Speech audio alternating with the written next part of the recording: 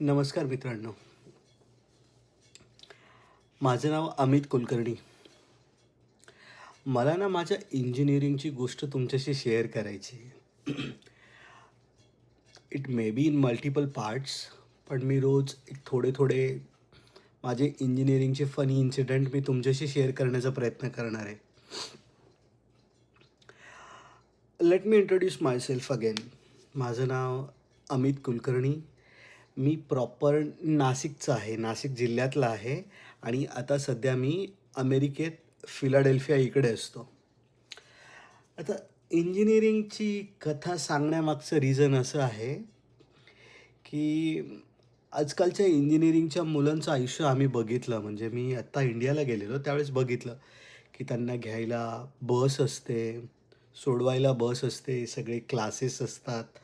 आई-वडील सकाळी टिफिन्स देतात, पॉकेट मनी देतात. हे आमच्या वेळेस काहीच नव्हतं. माझं गाव ते माझं इंजिनिअरिंग कॉलेज हे डिस्टन्स अराउंड 40 किलोमीटरच्या आसपास असेल. 38 ते 40 किलोमीटर. तर आम्हाला रोज सकाळी 6ला निघावं लागायचं.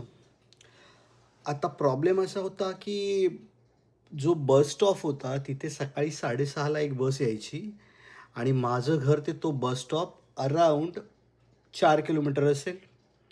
म्हणजे सकाळी 6ला उठून सायकलवरती पहिले बस स्टॉपला जायचं. तिकडनं 6:30ची बस पकडायची. त्या बसने मग येवल्याला जायचं.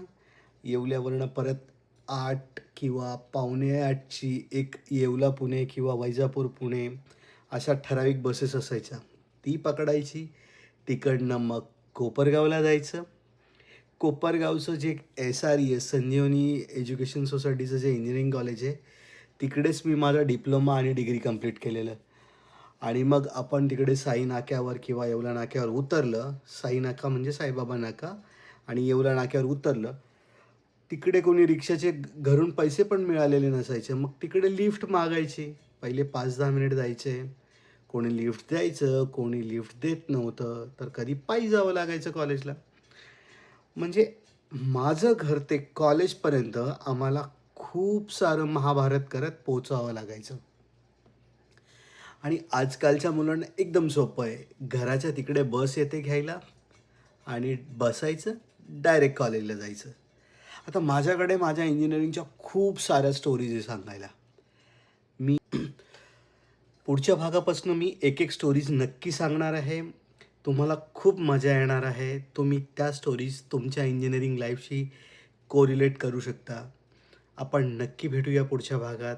तोपर्यंत रामकृष्ण हरी. परत भेटूया. बाय.